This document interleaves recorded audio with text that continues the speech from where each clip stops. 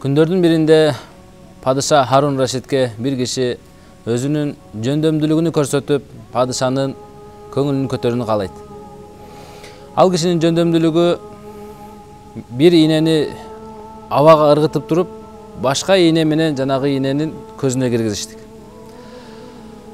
Падыша мунун жөндөмдүүлүгүн көрүп, өтө таң калып, сүйүнүп, кайра ошону көргөзүп берүүсүн сурайт.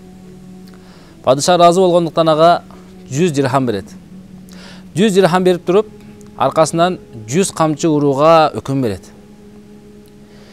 Эмне үчүн десе, падыша айтат, мунун таланты жакшы экен, талантына таазим катары 100 дирхам бердим.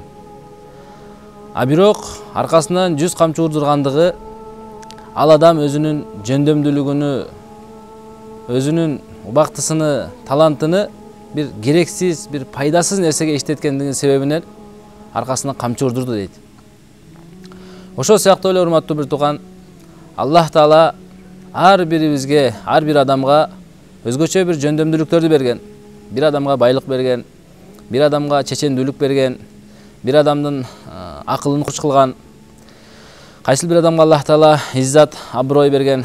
Ошол иззат, абройду, байлыкты, акылды, чечендүүлүктү адам туура жолго иштете турган болсо, Аллах разы боло турган нерсеге иштетип, диндин, мусулмандардын, жалпы элдин пайдасына иштете турган болсо, анда Аллах Таала ал адамдан разы болот. Жана Аллах Таала жанагы берген нерсесин ага көбөйтүп берет. Аллахтын жолуна Аллах үчүн байлыгыңды берсең, Аллах байлыгын көбөйтүп берет. Иззат, аброюңду бере турган болсоң, Аллах Таала иззат, абройду көбөйтүп берет.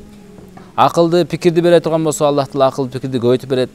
Ал эми кайсы адам ушул өзүнүн жөндөмдүүлүктөрүн туура жака иштетпесе, тескеринче туура эмес жака иштете турган болсо, анда Аллах Таала наразы болот. Аллах Таала наразы болуп туруп, жанагы өзүнүн берген жакшылыгыны, неаматын Аллах Таала алып коет. Бул дүйнө жашоосу сыноо жашоосу демекчи. Аллах Таала Бакара сүрөсүндө айтат: "Ва ла наблуаннакум", биз силерди сөзсүз албетте сынайбыз. Аллах Таала адамды түрдүү нерселерди берип сынайт.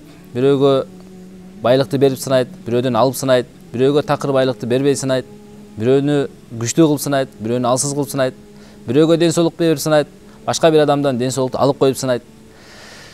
Ошол сыноолордон өтө турган болсо адам, Аллах Таала эмне дейт? "Фабашширис собирин", анда сабырдууларга сен сүйүнүч кабар жеткиргин дейт.